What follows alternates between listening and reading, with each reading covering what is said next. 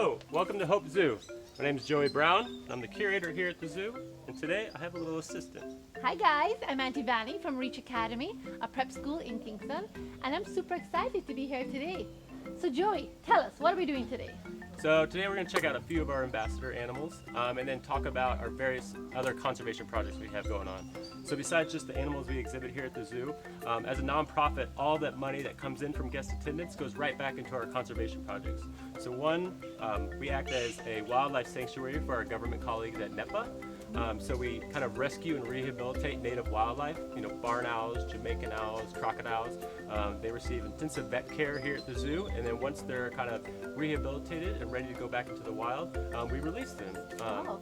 Yeah, and so that's just one little thing we do. And then we also are the home to the Head Start program for the critically endangered Jamaican iguana.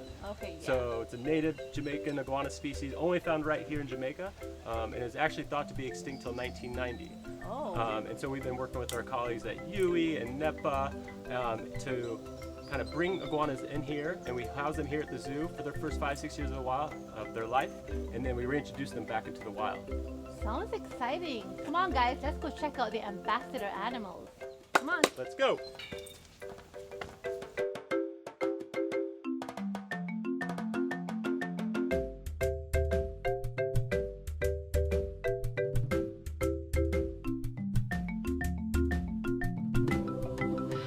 Hey Joey, who is this? This is Patches. He's our 6-month-old cat.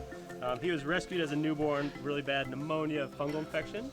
So we brought him here to the zoo to help kind of get him better. And now he's like the all-star of our petting zoo. So you want to tell our friends what is one of the main goals of the zoo? So at the zoo, one of our main goals is to educate and kind of connect people with wildlife, especially kids, get them to care more about the environment. But we also work with our government colleagues at NEPA to rescue native wildlife, rehabilitate injured orphan species, and then introduce them back into the wild. And every once in a while we get some or some farm animals as well. Right, buddy? Yes. You are the cutest. He's a good boy. So what does he eat? The same thing like Grass. grass? Loves the fresh grass. Right? They eat for the camera. Aww. He's starting to have baby. He loves grass. Then we'll give him treats every once in a while, some fruit and stuff. But he really grass is the main thing. So You they eat fruit? just as like a special treat here and there. But they're grazers, they're out in the pastures grazing on grass all day. With the dry season right now, we're a little bit short on grass around, so we cut it for them and give them a big pile of grass every morning and afternoon. Aww, you are so cute. He's a sweetheart. So yeah, we raised him, bottle fed him. I used to spend overnight with him, kind of giving him a bottle every few hours or so. So he's gotten very attached to people. So the zoo, you are more than just having people come and watch. Yeah, you do a lot more work. Yeah, we're more than just exhibiting animals. We have a whole back part of our zoo that's close to the public. That's all rescued barn owls, crocodiles that have been rescued from the wild, whether injured or kind of brought to us by NEPA, and then we use our vet to get them rehabilitated, fully healthy again, and then reintroduce them back to the wild. Fabulous. Right. Nice to meet you. You're so cute.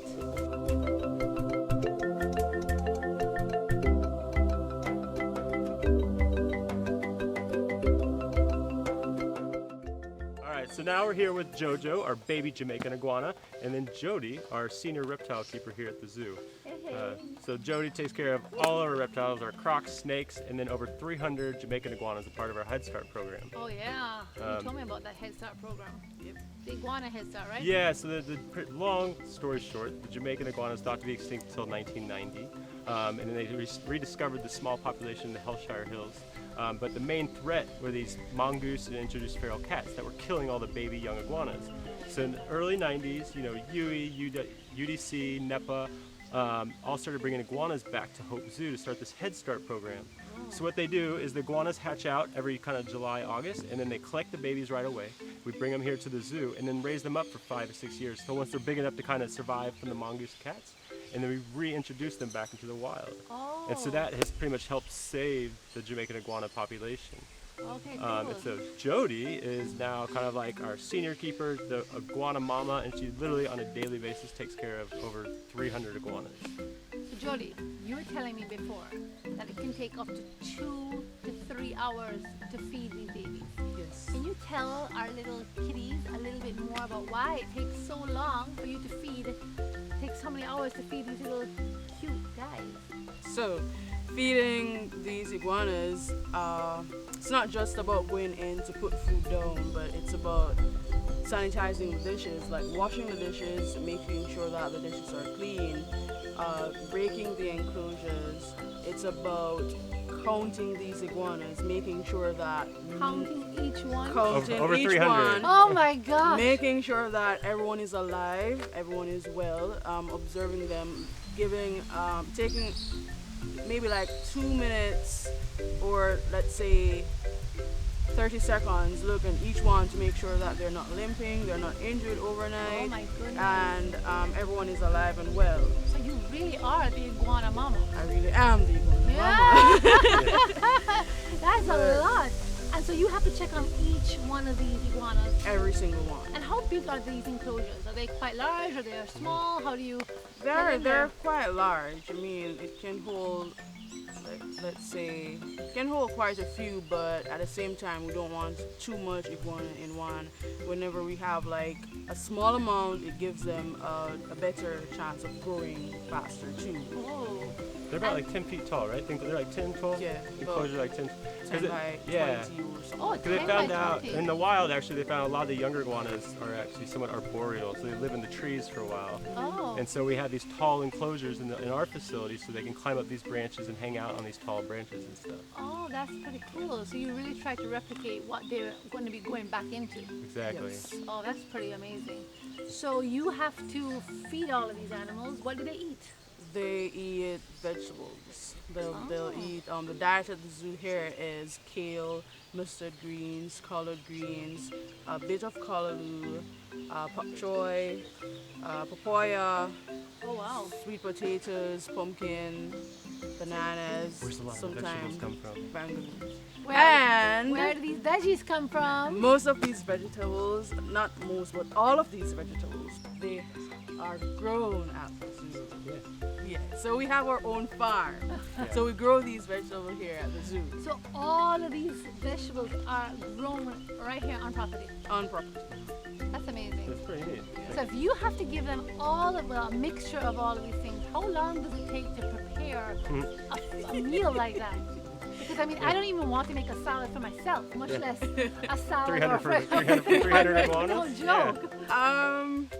For starters, like let's say you choose to volunteer to prep the food. Right. I can tell you it will take you up to like 2.5 hours to do Prep. all of that. So yeah. feeding, Cutting. oh my god, so feeding is around 2.5 hours. Mhm. Preparing is around 2.5 hours. That's a long time with just food alone. Yep. Wow, that's a lot of time for that. But at least they're taken care of by amazing people like you guys. And then after that, after all of this, and then they're, grown up to what size you said? I mean, easily 5-6 feet, the adults. Oh, 5, 6 The big, feet. yeah, well, sorry, that's how big they can get. Okay. But when we release them, it's usually about 1,000 grams, or probably about this long or so. So they come in as hatchlings about this big, and then we grow them up to about this long. Wow. And so, like she was saying, the diet is a critical kind of a component to their health. Because one, we want them growing healthy, and then we want them growing as fast as possible as well, because we want them to be in captivity for as little time as possible, so we can get them back into the wild. So having these like mixed greens, these kale, spinach, bok choy, is very important, so they're getting the proper nutrition. That's pretty cool. So then when you finish it, there's a certain length that you want them to be at, right? We go for about 1,000 grams. 1,000 grams in weight and like what? About 2 feet. Yeah, it's about 2 feet. 2 feet in 2 feet in length. And then, yeah, And and then that they usually grow takes up- them about 5, 6, 7 years. And then we do, so they hatch out. 5, 6, 7 years to Well, get so 2 it used to feet? be 7, 8 years, but as Jody and them have really improved the diet here, the iguanas are growing faster and healthier, and we're able to release them quicker. So we've had some that are like, what's the shortest, like 4 or 5 years? 4 or 5 years.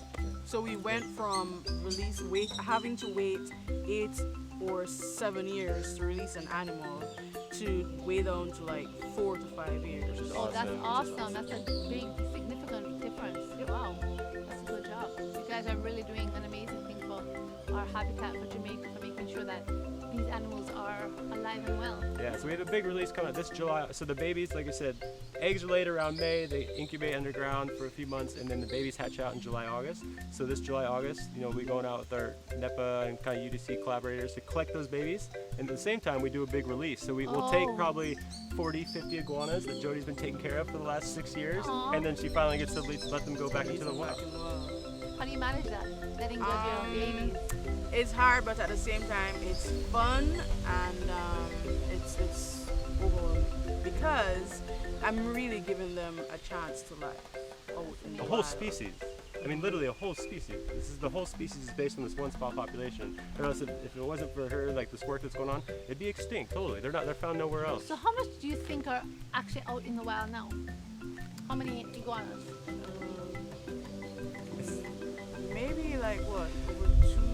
I mean, at least over a couple hundred. I mean, the best possible scenario, because this July we'll be releasing our 500 iguanas. So right now we're at we've released over 460. We're at 468 now that we have released in the wild. Since the 90s, and so Nice. the population's probably around 300-500 right now, possibly. Wow. And how old do they tend to, what's their lifespan? We're not really sure as yet. However, Big Mama, she's really the iguana mama. She is the iguana. She has been here since 1991. So She 30 years. is Oh, wow. 29 years old now, Yeah. and we're using her to see how long they can live for. Oh, We're still learning a lot about the Jamaican iguana, but Jamaican iguanas closely related kind of species from the Cayman Islands and other Caribbean. There's iguana species there that have been known to live 60, 70 years. So since these guys are very similar, we're assuming they could probably live 60, 70 years if they're healthy and doing well. Oh, that'd be fabulous. Yeah. And so we're checking on the Big Mama after this to see how she's doing. Yes. We're gonna check on She's Big. our so she's a big ambassador mama, and this is a little ambassador. The future, yeah. So yeah, because You're gonna be there. So you're gonna be a little old Big Mama coming here feeding your little babies at that time. Oh my goodness. You're doing a great job. he's gonna grow up. He's gonna be our stud. You are a cutie. Because we try with the Head Start iguanas, we want to keep them as wild as can be. So although she's feeding them, they're totally hands off. We don't want them getting used to people, habituated to people. But we wanted to have an iguana that we can use to do school talks, go on TV shows and stuff that's going to educate people about this Jamaican national icon. And that's going to be this guy. You're gonna be a superstar. All right. Thanks, Jody. You're amazing. Thanks so much. Thank you.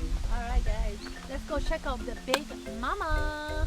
Oh, so look at this little mama. Look how long her tail is. This is a full-grown. This is what we call Big Mama, right? Big Mama. She is beautiful. Joy was telling us before that she'll be covered in sand or dirt or. And dirt because they love to burrow a lot. They love to dig underground a lot. And this is her. Look at the blue on her. It's gorgeous. It's gorgeous. She is a beauty. So she's extra bright right now because they do shed, like snakes shed, but instead of shedding in one full piece like snakes do, these iguanas and lizards, they typically shed in pieces of their body. Oh.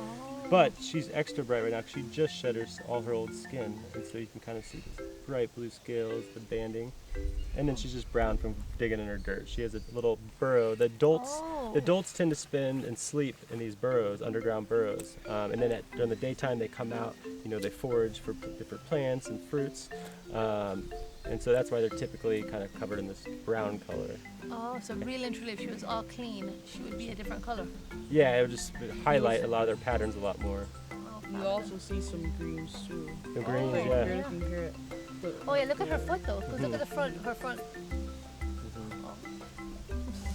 Mhm. What do you call them? Her, You gotta hold her her feet? head. What do you call them? Okay. Their Oh, feet. look at Yeah. that.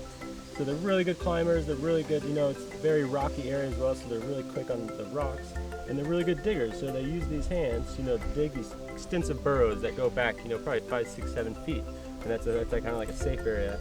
And then the females, they lay eggs, and usually around 10, 20 eggs, Jody. about 10 to 15. 10 to 15 eggs. 15 eggs. And so yeah, the females, the mamas, will dig these nests. They'll bury their eggs underground, and then the eggs stay underground and incubating on their own for about 3 months. And then usually around August or so, those babies start hatching out. Has little Big Mama ever So she hasn't been with a male before, but then still a lot of animals will still lay unfertile eggs. Okay. But I don't think we've ever even got some from her. And look at her tummy. She's well fed. Yeah, we're working on kind of, she's got a good diet and everything right now, but we're working on kind of getting her more exercise and kind of climbing a lot more in her exhibit. But she has a beautiful exhibit. Yeah. That place is amazing. It's big. Keep it natural. Yeah, she's very lucky. You're a very lucky little big mama. Oh, it's a big mama. Little big Little mama. big mama. She is so Gorgeous. cute. Hi. Thank you, Big Mama, for sharing all your glory with us today. All right, kids, I want to know what the surprise is. What's next, Joey? All right, so I know we talked about how we're actually a wildlife sanctuary here, Right. besides just a zoo, and so we rescue lots of native wildlife. Usually this is barn owls, yellow-billed parrots. Occasionally we get some other good kind of special animals. Today, Ooh. we have a baby American crocodile, which is the only crocodile species found right here in Jamaica. Oh, pretty So this good little guy was cool. actually born in the wild, and he was actually confiscated as an illegal pet someone had. So they're protected endangered species here in Jamaica. And so unfortunately someone who had him had turned him into authorities, and he couldn't be reintroduced back into the wild right away, so we brought him here to the zoo where we're raising him up. His name is Sparkles, Hi, Sparkles. and he's just about 8 months old. Just like the iguana. Similar to the iguana, just the same Yeah. age. So, you know, crocodiles, they lay eggs. The mom will lay a kind of clutch of eggs underground. She'll actually protect that nest, you know, for about 80 to 100 days. Okay. And then when the babies are hatching out, they actually can call from inside the egg to let the mom know they're ready to hatch. Oh, And pretty sometimes, wild. yeah, it's really cool. And sometimes she'll come and help dig up the nest. And when they're very young, they have a little tiny, it's called an egg tooth on the end of their snout. Oh, That's to help break through. to help break through the egg, and then it dissolves away after a couple weeks, so it's just there to help them get out of the egg. Oh, that's But then- so cool. Yeah, but the coolest thing is crocodiles actually make very good parents, like moms and dads. So Okay. typically the mom and dad will take care of the young crocodiles maybe for the first year of their life, you know, because when they're small, they're very vulnerable to natural Yeah. predators, you know, even big fish, birds and stuff. And so the mom and dad croc help take care of them. So they make good parents, not good pets. Right, yeah, not good pets, because he will grow to be about 15 feet and, you know, 800-900 pounds someday. Big animal. So they're slow growers. They don't even start breeding, like become kind of adults till they're about 10-15 years old. Okay. So this guy, he's kind of off exhibit right now, but soon we'll have him in one of our big pools before he can be released back into the wild. Oh, Sparkles, you are so cute. Yeah, and so Jody, being our senior reptile keeper, she helps take care of, on top of all the iguanas, we also have about 8 or 9 different crocs, right? Yeah. Ranging 9. from little Sparkles to a big 12-foot adult male crocodile. And they're all American. American crocodiles, but it's kind of like the Jamaican crocodile species, but they're called American crocodiles because they're found throughout the Americas, you know, the southern tip of Florida, the Caribbean, Central America, and even northern parts of South America. Okay. But this is kind of, I mean, this is an iconic, it's the Jamaica's kind of largest vertebrate species here. They're on the Jamaican coat of arms. If you see the Oh, Jamaican yeah, coat of arms, yeah, they're on the it's back. true. So That's right. it's been a symbol of Jamaica since, you know, historically. Right. So, Jody, what is one fact, one misunderstood fact about these wonderful little creatures? Well, now little, not always so little. I think you should ask that because people on the whole, they think that a croc will attack them, a croc will kill them, a croc will eat them. You know, they're just easily misunderstood. Crocodiles are really shy animals, and they love like being alone. You know, in addition to this, the babies, they will eat like small fishes, snails, insects, while the adults will prey on crabs or larger fish that is sick or dead. And in addition to this, they also help to clean up the sea. Oh, fabulous. Crocodiles So will they're- not like attack you unless you know you go in their space. They'll let you know that they feel threatened by making a noise, and however, if you still make an attempt to go for it, then they'll definitely try to defend themselves. They want to get away. They're just as scared as people as we are. And most people are scared of them. So they want nothing to do with people. And then they are nocturnal too. So they usually sleep most of the day, and then they're active at night. Yeah. And so that's why when you want to be careful, if you do live near kind of waterways, rivers, mangroves and stuff, the ocean where crocodiles do live, you probably don't want to go swimming at night, because crocodiles, when attacks have happened, it's usually been a mistake because people are splashing around in the water maybe, Right. or they're cleaning fish on the shore of a river, and the croc is just going after what they think is a fish when it turns out to be a person maybe. Right. So it's just doing what it's known to do. Yeah, Protects its but they're environment, not protects trying to eat people. They're way too big. They want to go after fish and birds and crabs and stuff. So that's why we kind of encourage, if people do come across crocodiles in the wild, whether it's on their farm or maybe if it gets stuck in their fishing net or something, they should call NEPA right away, because NEPA can respond there. We can at least rescue the crocodile, keep it alive, because they're important parts of our ecosystem. And so NEPA can come and kind of remove that crocodile and relocate it, instead of hopefully, someone maybe illegally killing it. Right. Because they are protected, it's illegal to harass them, kill them, or do anything. Right. And so we want to protect them. It's, it's a Jamaican icon. That's right. So kids, remember, we need to protect our wildlife. We need to make sure that we are doing our part. So remember, if you see one of these wonderful little creatures caught in a net or maybe on the banking somewhere that you may feel afraid or threatened, don't go after it. Call NEPA. All right. Cool. Cool. All right. Thanks, Joey. No problem. Thanks, Jody. No Yes. problem.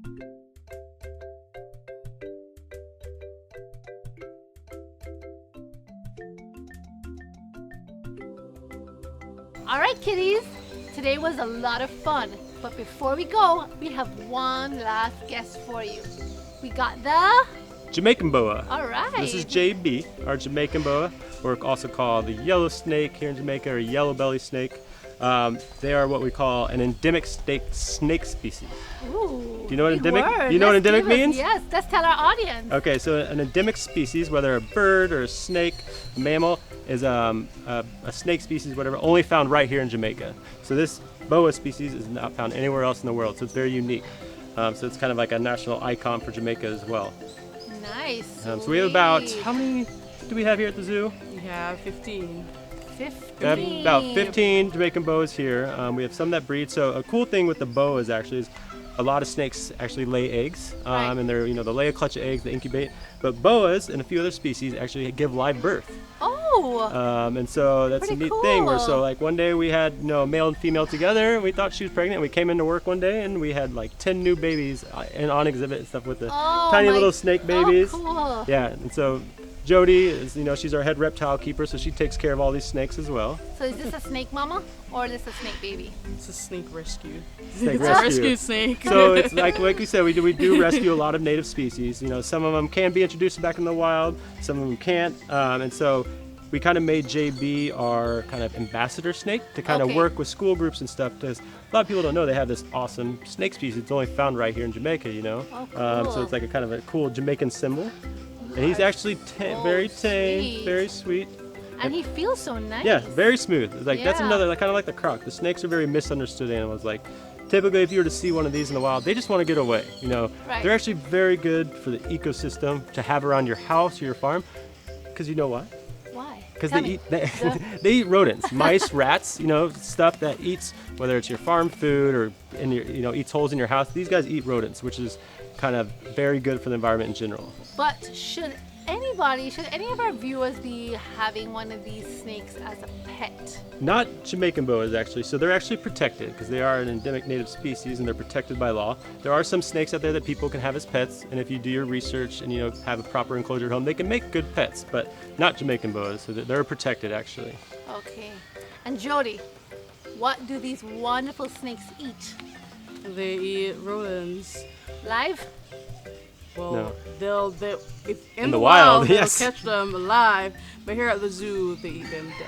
Okay. They kind of make really good ambush predators in the wild. So they can sit still for hours or a day, and they kind of can even sense where mice and rats use the same walking path, and so they'll sit there motionless and waiting patiently for that mouse or rat to become running along. Do you know why they flick their tongues? No, Do you see them why? flick their tongues? Which, Is it sensing something? that's how they smell. So they Oh. have nostrils where they can smell kind of like, but their strongest sense is their sense of smell through their tongue. So they actually have a forked tongue that comes out, and they have a special organ, kind of right on the top of their head, So the tongue goes out, it picks up those air particles, and it comes back in, and they can kind of tell what's around them and what direction it is. Because that's kind of how they hunt for prey or just kind of feel what's going on. All right, and how often do they feed? Every day? Once a week? Once per week. Once per week? Ah, I was right, once per week. Oh, cool. And they can go weeks and months. You know, it's common for snakes. You know, they can, especially in like the colder periods, they may go a few months without eating. They are cold-blooded, you know, so they kind of need warm temperatures in the sun to kind of regulate their body temp. So if it's cold or a rainy kind of season, they may not eat for a while. So Okay. totally normal. Well, this is cool. I love it. He's so cute. He's They- yellow, eh? Yeah, that's why they call them yellow bellies or yellow snakes, you know. And they will be found in the trees, you know, they can eat birds and stuff as well. But they're beautiful animals. They are beautiful. And Jody, you're amazing. Thanks so much for being here with us today. You have really helped us learn so much about our wonderful reptiles that we are protecting, and the zoo is doing so much to help to protect our wildlife. So we really applaud all the work that you are doing as well. And can you let our children, our wonderful audience, know what it is that could they one day become a zookeeper like you? What would they need to do to become a zookeeper like you one day? Alright, first thing, thanks for having me. Yeah. And for the kids, first of all, they have to love animals. And then book work, education, that's another thing. And once you have those two, you could definitely come out, you could volunteer at the zoo, you could get experience with working with these animals, and then branch off into. So wait, I never asked you, did you like reptiles as you were a kid, or was it something you kind of grew into? And like, I loved yeah, reptiles. okay. Always love that. That's how I was All like, right, yeah, guys. cool. if Yeah, you That's how I love was too. reptiles- Since I was a kid, I loved Yeah. snakes were my thing as a kid. Yeah. I remember going to birthday parties. Instead of going in a bounce house, I would normally go in the gardens and search for garden snakes. So I'm at someone's house, they're having a party, and instead of having fun as a kid, I was You were hunting. having You were having fun, You were yeah. having your own fun. And there are a I was lot of our hunting snakes. kids out there that are doing the same thing, that have the same imagination, have the same bravery. Remember, no matter how much you like or dislike anything, we care for everything, all right? And remember, you can also help out at the zoo. You can help out with their GoFundMe page, because right now, with this pandemic, it's very hard for our zoo to get revenue, because we're not closed. getting We've you been closed for guys 2 months. Yeah. closed for 2 months. It's a- So if you guys can help out, our viewers help out, look at the GoFundMe page that will be at the bottom. The link will be there. So please, if you can, help us out. And from Reach Academy, we want to thank you guys for our first episode. It's awesome. We got a blast. I had a Seriously. blast. We had a blast. It was really cool. Yeah. All right, guys. See you later.